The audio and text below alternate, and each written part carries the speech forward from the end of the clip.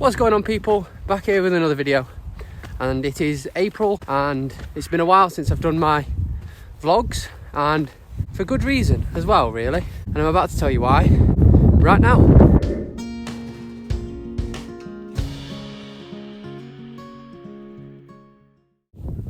So as you can see, it is April and we've got snow. We're the only place that I know of around here, or even in the UK, that's had snow, and it's the most snow that we've had all year. In fact, probably the most snow that we've had in the last few years, which is a bit strange for April, but we move. So basically, guys, everyone that follows my channel will know that I love running, and this last month has been a little bit tough. So basically, I was absolutely flying in the peak shape of my life, running 5k unofficial PBs, as you can see in the video. Go ahead and check that out, it's on my channel. So I had minor problems with my hamstrings, just little problems really, a little bit of niggles, a little bit of pains, that sort of stuff. And then I just kind of like kept working on it really, because as runners, we feel as though we're invincible and we can run through anything, and that's not really the case. So I carried on running, and it kind of stemmed from doing hill sessions. I don't really know why. Maybe because I was running fast down hills, but that's for another video. So I was in the shape of my life, running really, really well. And I went out for a run one day and started getting really bad pains in the back of my hamstrings, back of my calves. So I think it was about 3 miles in nearly, and I had to stop the run completely. I couldn't do it. I had that much pain through my leg. It became really, really sharp, and I had to basically cut the session short and get my mum to pick me up. So the actual issue that I had with my calf / hamstring was in the popliteal muscle, I believe, but obviously I don't really know that much because I didn't really go to a physio. I'll show you guys right now.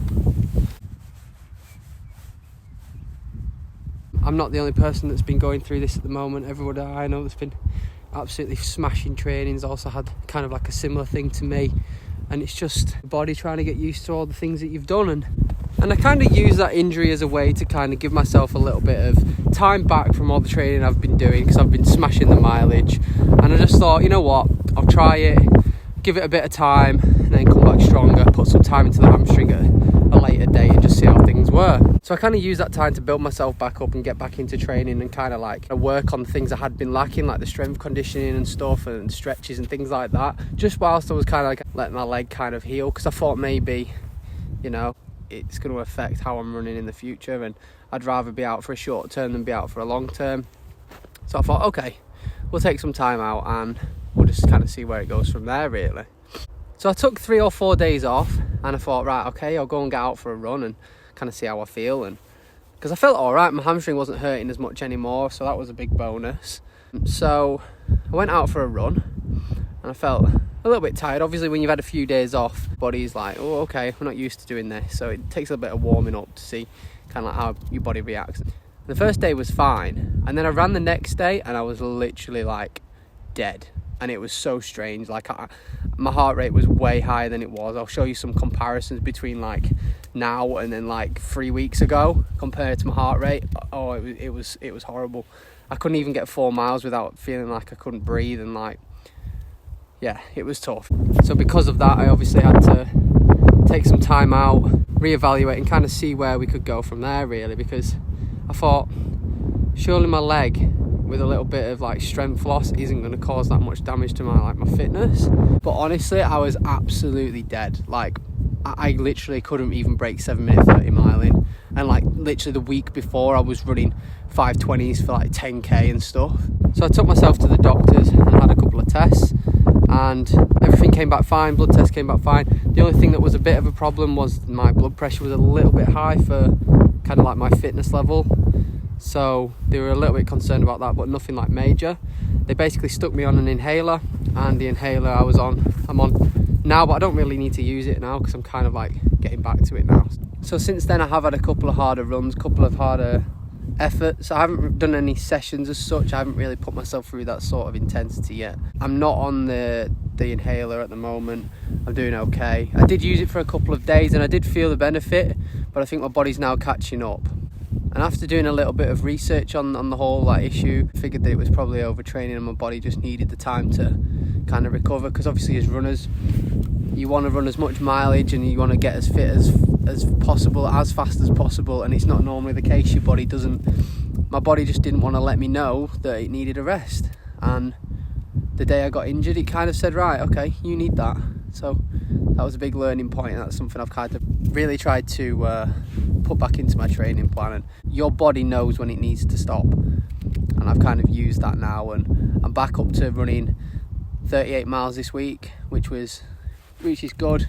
I was up at 60s, but we'll get there, we'll get back. It's nearly summer soon, so mileage isn't really key. It's all about getting that speed and the quality in right now. Looking forward to track season and seeing where things go.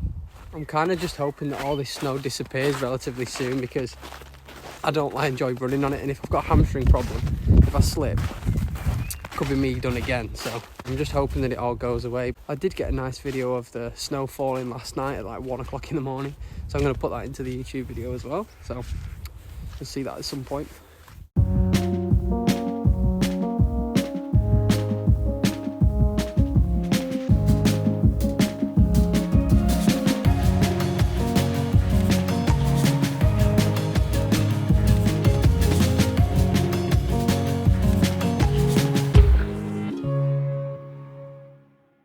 So I think the takeaway point that I've given you from all of this chat today is to just listen to your body.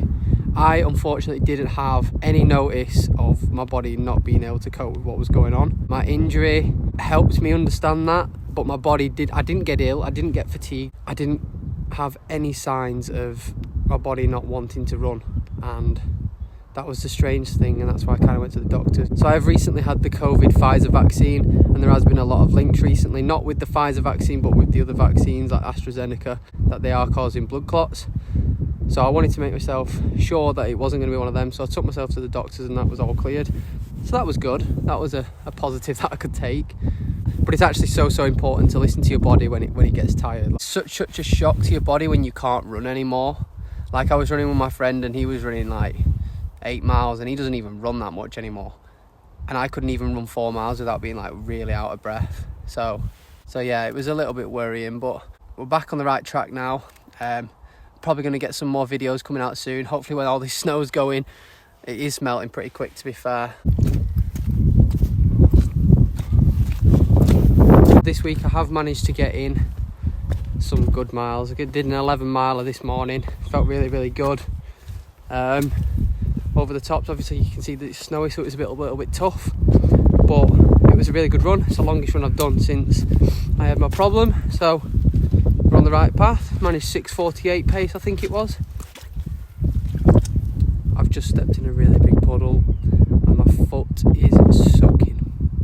I've got about a mile to go as well. Yeah, honestly guys, I'm now up 160 subscribers, and it's really starting to take off a little bit. I've had quite a lot of views on these videos recently, and it's all down to you guys, so thank you so much for your support. Honestly, it means a lot.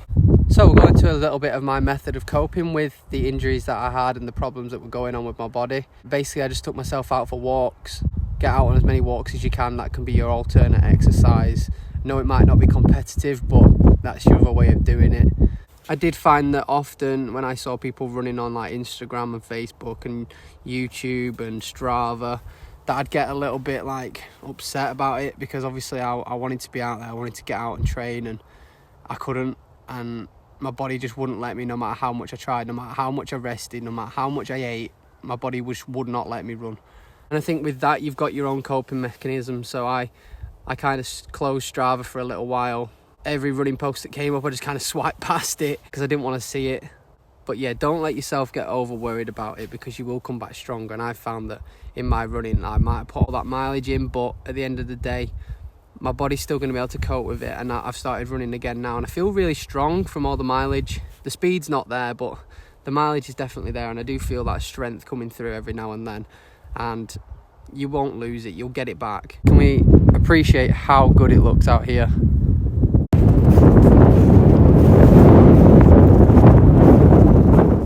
But yeah guys, that's really about it. Hopefully I'm going to try and get some more videos out soon.